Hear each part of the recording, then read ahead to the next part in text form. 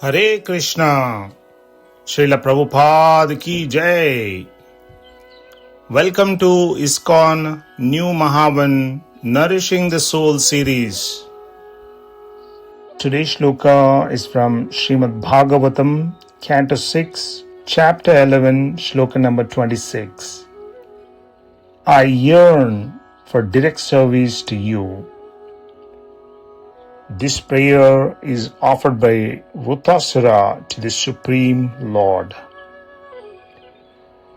Ajata paksha iva mataram khagaha. Ajata paksha iva mataram khagaha. Ajata paksha iva mataram khagaha. Stanyam yatha vatsatara kshudhartaha. Stanyam yatha vatsatara kshudhartaha. Stanyam yatha vatsatara kshudhartaha. Priyam priyeva vishitam vishanna.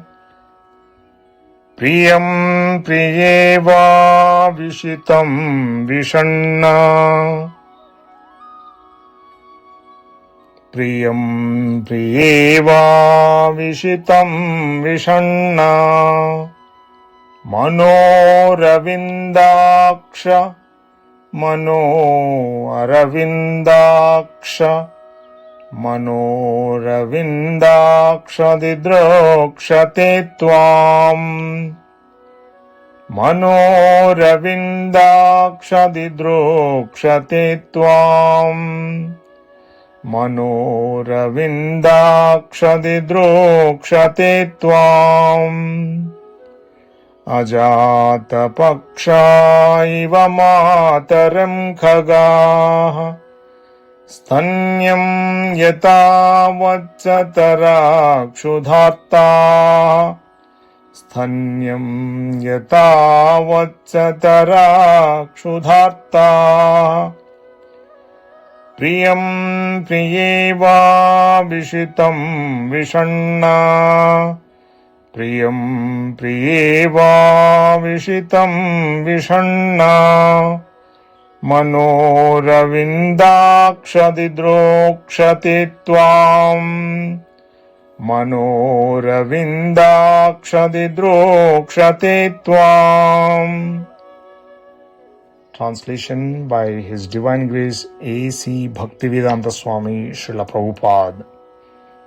O Lotus-eyed Lord, as baby birds that have not yet developed their wings always look for their mother to return and feed them, as small calves tied with ropes await anxiously the time of milking, when they will be allowed to drink the milk of their mothers, or as a morose wife whose husband is away from home always longs for him to return and satisfy her in all respects, I always yearn for the opportunity to render direct service unto you.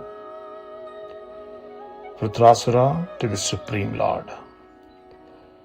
Ajata paksha iva mataram khagaha.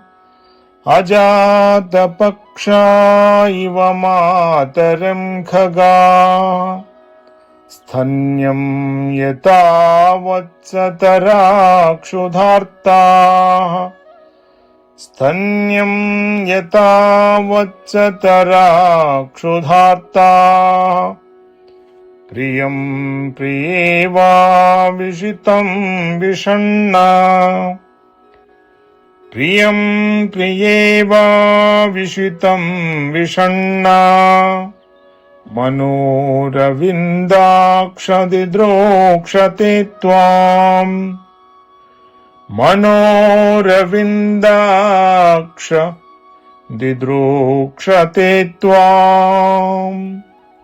Please like and follow ISKCON New Mahavan on Facebook, Instagram, YouTube for your daily soul nourishment.